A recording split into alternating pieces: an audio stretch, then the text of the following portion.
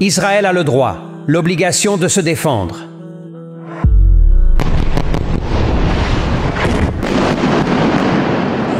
Le Hamas, c'est Daesh. Israël répond à tous les critères de ce concept de terrorisme et rentre dans le terrorisme. Et c'est là que l'on voit le lien entre Netanyahou et Daesh, et les similitudes entre Netanyahou et Daesh dans la façon dont ils manipulent les versets religieux. Israël, selon le droit international, est considéré comme un occupant. Elle occupe les territoires palestiniens, et un occupant, en vertu du droit international, parce qu'il est en position offensive, n'a pas le droit à l'autodéfense. Les Palestiniens en général. Lorsqu'ils se battent contre les Israéliens, ils sont les combattants de la liberté, tandis qu'Israël est le colonisateur et l'occupant.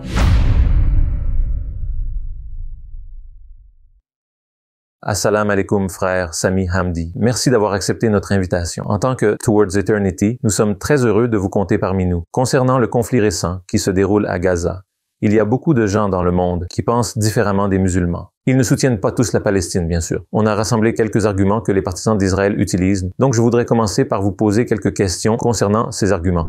Ils disent, le Hamas a commencé tout ça en tuant des civils, et c'est pourquoi Israël attaque, riposte. C'est de l'autodéfense. Israël a le droit de se défendre. Qu'est-ce que vous répondriez à de tels arguments? Wa alaykum salam wa rahmatullah. Merci beaucoup de m'avoir accueilli. Je pense que la réponse immédiate est qu'Israël est considéré comme un occupant selon le droit international. Elle occupe les territoires palestiniens et un occupant en vertu du droit international parce qu'elle est en position offensive, elle n'a pas le droit de se défendre. Le deuxième point qui mérite d'être souligné, c'est que vous vous souvenez qu'une semaine avant les événements du 7 octobre, Netanyahou était aux Nations Unies et tenait une carte qui représentait sa vision du Moyen-Orient. Et sur cette carte, il avait complètement effacé la Palestine. Et en même temps, il parlait de la perspective de normalisation avec l'Arabie Saoudite comme étant l'accord le plus important depuis la fin de la guerre froide. En outre, l'ambassadeur d'Israël à l'ONU a déclaré à Cannes Télévision, la télévision israélienne, une semaine avant les événements du 7 octobre, que la normalisation avec l'Arabie Saoudite signifierait l'abandon total des Palestiniens de la part des Arabes, suggérant que du point de vue de Netanyahou et du point de vue de l'ambassadeur israélien à l'ONU, l'idée était que la cause palestinienne était en train de mourir et que ce n'était qu'une question de temps avant qu'ils ne puissent éradiquer les Palestiniens, éradiquer l'État palestinien, et établir ce concept d'un grand Israël que Netanyahou ne cesse de vanter. Le fait est donc que Netanyahou avait déjà fait part de son intention d'entrer en guerre avec les Palestiniens et l'intention de les éradiquer et de les faire disparaître. Et c'est pourquoi les événements ne commencent pas le 7 octobre. C'est le 7 octobre qui est l'acte de légitime défense, pas ce qu'Israël fait à la suite du 7 octobre. Et je pense que c'est important de le souligner, d'autant plus qu'aujourd'hui, ce qui est proclamé en Israël, c'est qu'il s'agit d'une occasion en or d'annexer Gaza, de prendre plus de territoires. Et ce n'est pas tout. Ils n'essayent pas seulement d'annexer des territoires de Gaza, mais aussi en Cisjordanie où il n'y a pas de Hamas, où il n'y a aucune de ces factions palestiniennes qui ont lancé l'attaque le 7 octobre. Israël tente maintenant d'annexer ces territoires en Cisjordanie. On assiste à une avancée dans le camp des réfugiés de Jénin, ce qui suggère que les Israéliens ont toujours eu l'intention de s'en prendre aux Palestiniens, et que ce sont les Palestiniens qui exercent leur droit à l'autodéfense, pas les Israéliens. Ils disent aussi que le Hamas est le nouveau Daesh. Que pensez-vous de cette affirmation ou est-ce que c'est en réalité un groupe de libération de moudjahidines qui mènent une bataille pour protéger leur terre et leur peuple?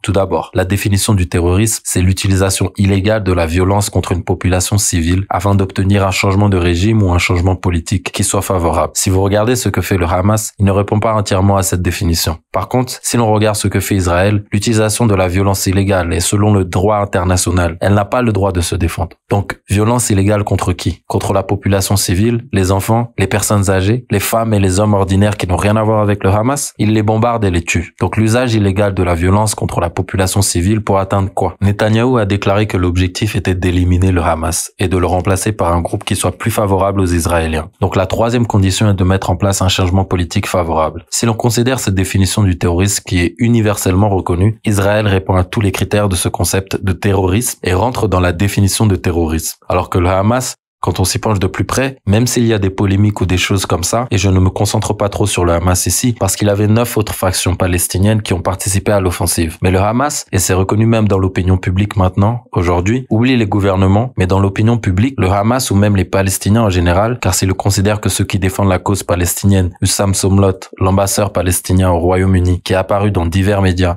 n'est pas du Hamas. Il est de l'autorité palestinienne. Mustafa Barghouti est en Cisjordanie. Il n'est pas à Gaza. Il ne fait pas partie du Hamas. Il est en Cisjordanie et il a une autre tendance politique. Et on voit que toutes ces voix reflètent le fait que ce problème n'a rien à voir avec le Hamas. Donc, si l'on va au-delà du Hamas, on voit que les Palestiniens en général se battent pour rétablir leurs droits sur des terres qui leur ont été confisquées de manière brutale et violente, illégalement par les colons israéliens. Ce sont des propriétaires qui ont été chassés de leur maison. Et ces propriétaires essaient de récupérer leur terrain, de récupérer leur maison de ceux qui leur ont volé leur maison. Et je pense que dans ce contexte particulier, il devient tout à fait clair que les Palestiniens en général, lorsqu'ils se battent contre les Israéliens, ils sont les combattants de la liberté, tandis qu'Israël est le colonisateur et l'occupant.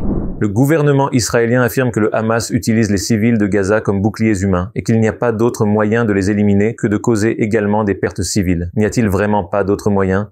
Je pense que le problème avec cet argument des boucliers humains, c'est que si vous considérez qu'Israël a dit aux Palestiniens de Gaza qu'ils devaient se déplacer du nord vers le sud et de nombreux Palestiniens ont quitté le nord pour le sud, Israël bombarde la route qui mène du nord au sud et a ensuite bombardé des endroits dans le sud où les Palestiniens s'étaient rassemblés. Si le problème était celui des boucliers humains, Israël ne ciblerait pas les zones où elle dit aux Palestiniens de se rendre. Donc elle dit aux Palestiniens d'aller dans certaines zones comme les hôpitaux ou autres et elle bombarde ces zones en masse et extermine des familles. Ce qui nous montre que le problème ce n'est pas les boucliers humains, mais c'est qu'Israël les rassemble comme des moutons et les bombarde ensuite comme si on pouvait s'en passer. Le deuxième point qui mérite d'être souligné est le suivant. Où les Palestiniens sont-ils censés aller? Ils sont bloqués par Israël sur 3 côtés et le point de passage de Rafah avec l'Égypte est fermé. Et de l'autre côté, ils sont bloqués par la mer. Ils sont bloqués par les navires israéliens et n'ont nulle part où aller. Donc, même si, supposons, qu'il y avait une utilisation de boucliers humains, les Palestiniens n'ont nulle part où aller même s'ils n'étaient pas utilisés comme boucliers humains. Donc je pense que l'argument des boucliers humains est utilisé par les Israéliens pour esquiver les critiques qui disent qu'ils s'en prennent à des civils, qu'ils tentent d'éradiquer la population palestinienne, qu'ils essaient de tuer les propriétaires pour s'assurer que personne ou aucun d'entre eux ne reste en vie pour venir réclamer la terre qui leur appartient, qu'il ne reste plus aucun d'entre eux pour venir réclamer à nouveau leurs droits, pour qu'aucun d'entre eux ne reste en vie, pour aller continuer la résistance, pour rétablir leurs droits sur la terre qui leur a été violemment enlevée. Donc le concept de bouclier humain est exagéré. Et je pense en fait qu'étant donné que les Palestiniens ont essayé de se déplacer vers d'autres zones et qu'ils sont toujours bombardés par les Israéliens, cela nous pousse à croire qu'Israël n'est pas préoccupé par l'idée du nombre de morts civils et tente au contraire de massacrer autant de Palestiniens que possible et utilise l'objectif ou l'excuse des boucliers humains pour justifier les bombardements et les massacres et les génocides et le nettoyage ethnique de Gaza. D'autres personnes ont dit que l'armée israélienne ne pouvait pas entrer dans Gaza pour une opération terrestre parce qu'elle savait qu'elle échouerait. Ils ont aussi coupé l'Internet lors de leur dernière offensive terrestre. Selon vous, quel était l'objectif de cette action? Cacher leur possible défaite ou cacher leurs crimes de guerre?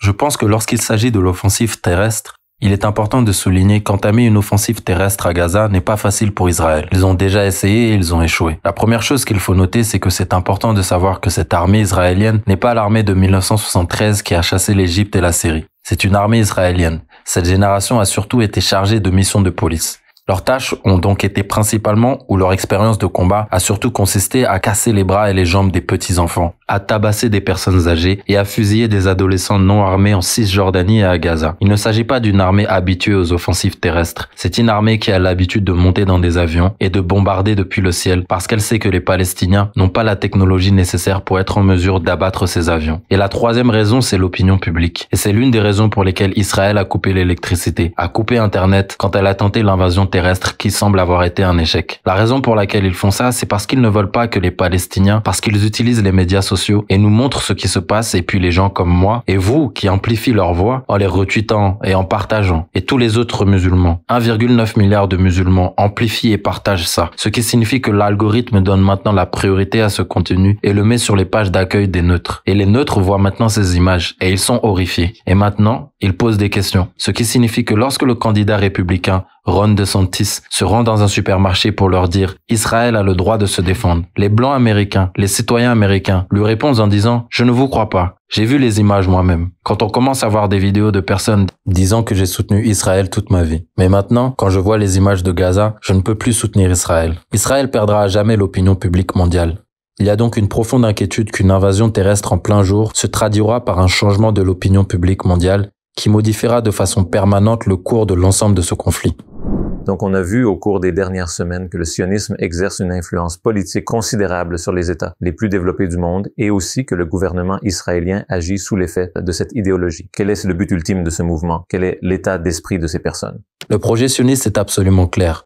l'établissement d'un État israélien qui s'étend sur toute la Palestine et au-delà, même dans certains États arabes. Le projet sioniste affirme qu'à la suite de la persécution continue des Juifs tout au long des années 1700 et 1800 par les Européens, en raison du meurtre des Juifs par les Européens, en raison du massacre des Juifs par les Européens, en raison de l'expulsion des Juifs par les Européens, en raison de l'Holocauste des Juifs par les Européens, en raison de l'Inquisition qui a viré les Juifs d'Espagne par les Européens, il y a la nécessité d'établir un État indépendant qui puisse protéger les Juifs de cette persécution. C'est ainsi que naissent les sionistes. Ils sont apparus à cause de l'antisémitisme européen, à cause des violations de l'Europe, à cause de la brutalité de l'Europe, et ils sont venus sur les terres musulmanes où les musulmans avaient une riche histoire de coexistence. Ce sont les Ottomans qui ont accueilli les Juifs qui ont été expulsés de l'Espagne. Le monde musulman à l'Andalousie est objectivement le plus grand exemple historique de coexistence entre les différentes confessions. Ils ont été chassés d'Europe et sont venus dans les pays musulmans, et les terres musulmanes les ont accueillis. Le projet sioniste consiste à établir un État juif ethnocentrique spécifiquement pour les Juifs pour éviter les massacres contre eux, qu'ils ont subis pendant des siècles que les Européens ont commis. Le problème du projet sioniste et pourquoi de nombreux Juifs s'opposent au projet sioniste, c'est parce que le projet sioniste soutient que l'État devrait être établi en s'emparant illégalement des terres qui appartiennent à une autre personne. C'est un État qui est construit sur du batil. Et de leur concept de bâtir. De leur concept de ce qui est mal, c'est pourquoi il y a une différence entre les sionistes et les Juifs. De nombreux Juifs ne soutiennent pas le projet sioniste, mais l'objectif ultime du projet sioniste est de construire un État où ils ne seront plus à la merci des Européens antisémites, qui ont commis des crimes de guerre et des atrocités contre la population juive. Et c'est l'une des plus grandes tragédies que les victimes de ces atrocités commettent aujourd'hui ces mêmes atrocités contre un autre peuple dans le cadre de leur projet pour établir cet État. Mais dans leurs croyances, est-ce qu'ils considèrent que les autres êtres humains ne sont pas de vrais êtres humains? Ils sont là pour nous servir. Est-ce qu'ils ont ce genre de mentalité? Je pense que pour essayer d'imposer l'idée ou pour galvaniser et gagner le soutien de la population juive au projet sioniste, il est important de rappeler que lorsque le sionisme est apparu, de nombreux juifs n'étaient pas d'accord avec l'idée du sionisme. Afin de gagner le soutien des juifs à l'idée du sionisme, les instigateurs du sionisme se sont lancés dans une campagne de relations publiques pour déshumaniser l'autre camp, pour dire aux Juifs que ces musulmans le méritent, qu'ils sont des sauvages, qu'ils sont des animaux, qu'ils ne méritent pas de vivre. On a vu, par exemple, l'ancien chef des services de renseignement, des renseignements israéliens, qui disait à Sky News environ une semaine avant cet enregistrement, où il a exprimé son désarroi. Il a dit « Je ne comprends pas pourquoi l'opinion publique mondiale sympathise avec ces animaux et avec ces sauvages. Parce qu'il a été si socialement conçu pour croire que ce sont des animaux et des sauvages. Parce que c'est le seul moyen à travers lequel on peut tuer la prédisposition fitra naturelle de la personne juive ordinaire et leur faire accepter le massacre d'un autre peuple. Je pense que l'effort ou l'idée que les Palestiniens sont inférieurs est une idée qui a été poussée par les sionistes, pas pour convaincre le monde, mais pour convaincre les Juifs eux-mêmes qu'ils doivent soutenir le projet sioniste. Parce que de nombreux Juifs n'ont pas été immédiatement convaincus par le concept du sionisme. Et nous sommes tous au courant que lorsqu'il s'agit de génocide ou d'attaquer un peuple, la déshumanisation est la première étape, afin de faciliter la mise à mort et le massacre d'un autre peuple, en les convainquant que les autres peuples sont des rats ou des cafards ou autres. La façon dont les nazis parlaient des juifs, la façon dont les sionistes parlent aujourd'hui des musulmans, la façon dont la droite BJP en Inde parle des musulmans, ou Modi persécute les musulmans, je pense que c'est dans ce contexte qu'ils déshumanisent l'autre, dans la mesure où, s'il est vrai qu'ils essaient de convaincre le monde qu'ils ont un droit en tant que projet sioniste, je dirais que la déshumanisation est d'abord et avant tout destinée à la population juive qui ne se sent pas à l'aise avec le projet sioniste. Mais d'un autre côté, on a récemment vu que Netanyahou fait des déclarations qui contiennent des références à leurs textes sacrés. Vous rappelez-vous des Améliquettes? Je pense que lorsque Netanyahou cite les livres saints juifs pour justifier ce qu'il fait, je pense que c'est ici que l'on voit les similitudes avec Daesh, où ils utilisent les ayats coraniques et les mauvaises interprétations des ayats coraniques pour justifier des choses que l'islam a explicitement interdites. Et c'est là que l'on voit le lien entre Netanyahou et Daesh, et les similitudes entre Netanyahou et Daesh dans la façon dont ils manipulent les versets religieux pour justifier ce que leur religion interdit et ce que leur religion condamne. En parlant de ce sujet, nous sommes environ 2 milliards de musulmans dans le monde et la population d'Israël est inférieure à 10 millions d'habitants. Alors pourquoi les pays musulmans ne peuvent pas prendre des mesures concrètes contre Israël? Pourquoi les musulmans vivant dans ces pays sont dans un état de bouleversement? Pourquoi ne voit-on que des condamnations ou des réactions de la part de ces pays? Pourquoi est-ce qu'ils hésitent ou est-ce que ces choses sont plus faciles à dire qu'à faire? Je pense que c'est une question tragique, une question très difficile. Les États musulmans ont le pouvoir de faire pression sur les Américains pour obliger les Israéliens à se retirer, mais ils choisissent de ne pas le faire pour deux raisons. Une faction du monde musulman croit que ça n'en vaut pas la peine parce qu'ils ont des priorités plus immédiates et qu'ils ont besoin des Américains parce qu'ils veulent les accords du style de l'OTAN pour repousser l'Iran. Ils veulent aider à la réalisation de Vision 2030. Ils veulent que les entreprises américaines participent à la construction des villes qui ressembleront à Miami et non pas à Shanghai ou à Moscou, mais qui ressembleront à Miami pour reprendre les termes des Saoudiens eux-mêmes. Et ils croient que les Palestiniens ne valent pas la peine de compromettre cette incroyable Vision 2030 ou les relations avec les Américains qui sont les seuls à pouvoir aider ce pays à réaliser sa vision 2030. Et il y a d'autres nations comme la Turquie et d'autres encore qui aimeraient pouvoir faire quelque chose, qui ont le pouvoir de faire quelque chose, mais qui craignent que s'ils font quelque chose, ils seront trahis et abandonnés par le monde. Ils subiront des sanctions. Il y a une crainte que s'ils prennent la défense des Palestiniens, les couteaux viendront du monde musulman et seront plantés dans le dos de la nation qui se retourne et tente de défendre la cause palestinienne. Donc la réponse directe à votre question, c'est qu'il y a une faction qui ne veut pas être impliquée avec l'État palestinien, et une faction qui croit qu'il est tout simplement trop coûteux de le faire. Donc, est-ce qu'on peut dire qu'ils privilégient la vie d'ici-bas à l'akhira? Certainement. Et c'est pourquoi je pense qu'il s'agit d'un manquement à l'obligation de prioriser ce qui devrait être prioritaire. C'est ce concept qu'ils ont mis, la dunya, comme priorité principale, la prospérité économique, etc. Même si je dirais que quiconque ouvre la sourate Hud, il verra que lorsque les prophètes sont allés dans certaines de ces civilisations qu'Allah décrit comme des civilisations très fortes, tu sais, lorsqu'il parle de Lad et de Thamoud, qu'ils étaient un peuple puissant, économiquement prospère, qu'ils étaient puissants et d'autres choses semblables. Mais Allah les a quand même détruits parce qu'ils étaient injustes, parce qu'ils ne respectaient pas les valeurs qu'ils auraient dû défendre. Ils n'ont pas appliqué la justice qu'ils auraient dû appliquer. Ils n'ont pas respecté les principes qu'ils auraient dû respecter. Et c'est pourquoi je pense que la priorisation du développement économique au détriment de la justice et des valeurs est une recette pour le désastre. Et la preuve, c'est que l'on voit et ce que l'on lit dans le Coran chaque jour lorsqu'on ouvre ces sourates. Et c'est pourquoi je pense que si ces États croient que leurs intérêts ou leurs intérêts nationaux les empêchent de s'impliquer, je pense que le fait qu'ils refusent de s'impliquer, c'est ce qui finira par compromettre leurs intérêts nationaux, car ils verront que l'absence de justice et de valeur signifie que la prospérité économique ne sera pas au rendez-vous. Et même si elle se réalise, il en résultera toujours le chaos et l'instabilité. Parce que, comme le dit Ibn Khaldoun, la justice est le fondement de toute civilisation. L'oppression est ce qui détruit une civilisation. L'oppression est ce qui détruit une économie et détruit un État politique. Je pense que c'est la réalité de ce à quoi nous sommes confrontés.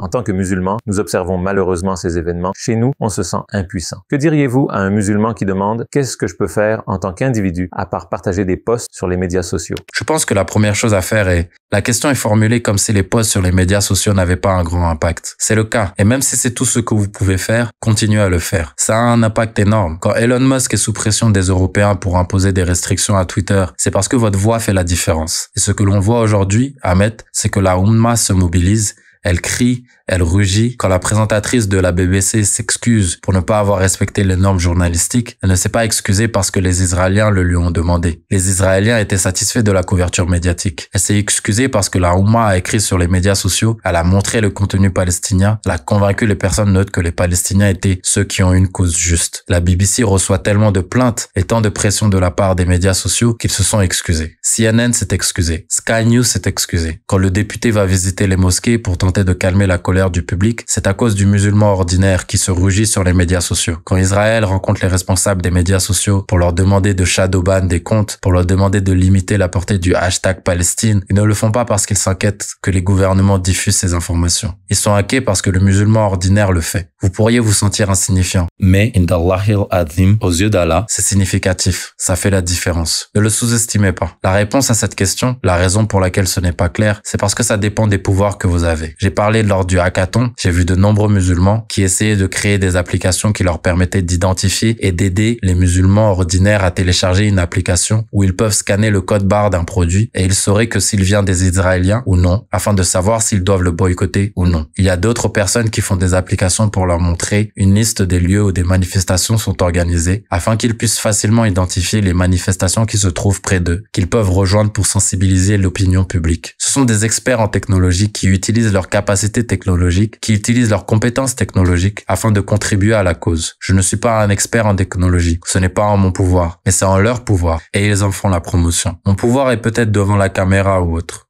J'utilise ce pouvoir.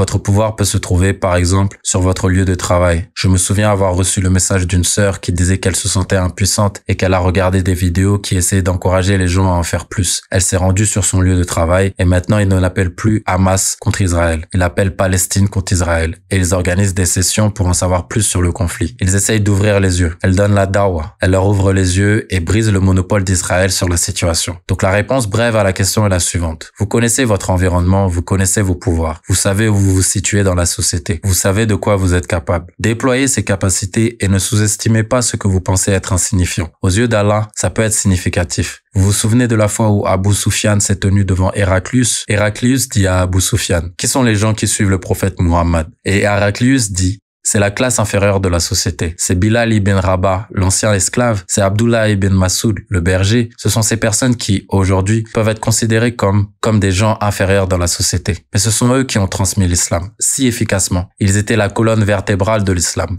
Ils étaient la colonne vertébrale de toute la cause que le prophète Mohammed est venu délivrer. Ils étaient les Mubashirin du Jannah. C'est à eux qu'Allah a donné la bonne nouvelle de la Jannah. Ne sous-estimez pas les pouvoirs que vous possédez. Ne regardez pas votre place et ne pensez pas je suis bas dans la société ou que je n'ai pas de pouvoir, je ne peux rien faire. Tout le monde peut faire quelque chose. Tout le monde se connaît. Ils connaissent leur pouvoir. Tout fait la différence. Parce que ce dont vous vous rendrez compte, c'est vous vous rendrez compte que même dans votre effort, quelqu'un pourrait en être inspiré. Et il aura plus de pouvoir et il se mobilisera. Pas parce qu'ils se sont réveillés tout à coup et ont choisi de le faire, mais parce qu'ils t'ont vu toi qui as moins de pouvoir et a choisi de se bouger. Et il a eu honte. Et il a dit, si il ou elle se mobilise, je devrais me mobiliser aussi. Nous sommes une seule et même Oumma. Quand la main droite se lève et que tout le monde voit la main droite, la main gauche vient avec, et la tête commence à bouger avec elle, puis le corps se met à bouger avec elle. Quand on se voit sur les médias sociaux et les efforts que tout le monde fait, les gens font des ventes de pâtisseries pour récolter de l'argent pour des œuvres de charité. Les gens sortent pour manifester. Les gens parlent sur les réseaux sociaux. Les gens créent des applications. Les gens vont... Toutes ces choses, quand je les vois sur les réseaux sociaux, je sens l'adrénaline dans mon corps. Parce que je me dis, Subhanallah la Oumma se mobilise de la Malaisie aux États-Unis. J'ai besoin de me bouger aussi et d'essayer de faire quelque chose aussi. Et c'est comme ça qu'on s'encourage mutuellement. On s'encourage les uns les autres dans ce qui est droit et ce qui est juste. C'est ça ma réponse. Faites ce que vous pouvez dans l'environnement qui est le vôtre. Rien n'est insignifiant. Tout a une valeur. Tout a une signification.